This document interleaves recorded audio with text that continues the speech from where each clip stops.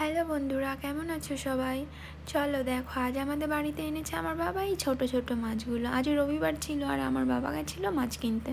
তো সেখানে গিয়ে আমার বাবা পেয়েছে এই ছোটো ছোটো মাছ। তো এই মাছগুলোই নিয়ে চলে এসেছে, আর কোনো মাছ আনেনি। দেখো কত ছোটো ছোটো মাছ আর কত এনেছে। এখানে প্রায় 1 কিলো মতো মাছ আছে। 1 কিলো মাছ নিয়ে এসেছে আমার বাবা, এই ছোটো মাছ। কারণ এই ছোটো মাছ খেতে অনেক ভালো লাগে, কিন্তু আমাদের এখানে সবসময় এই মাছগুলো পাওয়া যায় না। অনেক দিন পর পর এই মাছগুলো পাওয়া যায়। তো আজকে পেয়েছে, আজকে পেয়ে আমার বাবা এই মাছগুলো নিয়ে চলে এসেছে।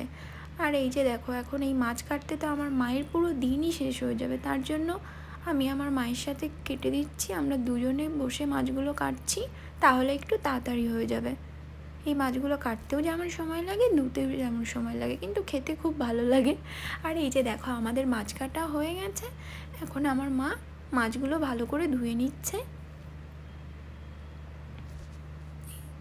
এই যে দেখো, আমার মায়ের মাছগুলো সব ধোয়া কমপ্লিট হয়ে গেছে। এখন আমার মা এই মাছগুলো দুটো ডাব্বাতে তুলে নিচ্ছে। একটা ডাব্বা আমরা ফ্রিজে রেখে দেবো, আর এই ডাব্বাটা আমি আমার দিদিকে দিয়ে আসবো।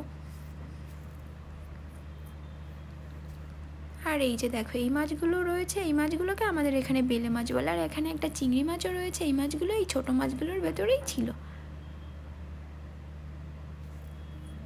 আর এই যে আমার মা ডাব্বাতে তুলে গুছিয়ে দিয়েছে।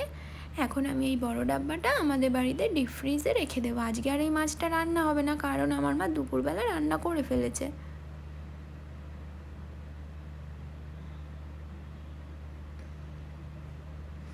এখন আমি এই মাছের ডাব্বাটা নিয়ে চলে যাচ্ছি আমার দিদি বাড়িতে আমার দিদিকে দিতে।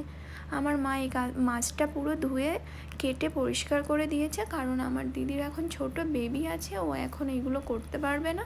তার জন্য আমার মা পুরোটা রেডি করে দিয়েছে। আর এই যে এখন আমি লিফটের জন্য ওয়েট করছি।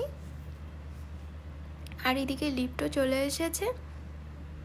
আর এই যে লিফটের মধ্যে আমি আবার একটু ভিডিও করে নিচ্ছি।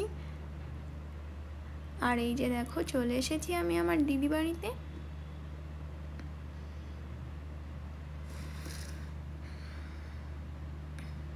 কিন্তু আমার দিদি এখন নেই, মানে আমার দিদি স্নান করতে গেছে, তার জন্য আর আমি ভেতরে ঢুকলাম না। আমার দিদি মানে হাজব্যান্ড, আমার জিজু দরজাটা খুলেছে, আমি আমার জিজুর হাতে ডাব্বাটা দিয়ে চলে এসেছি।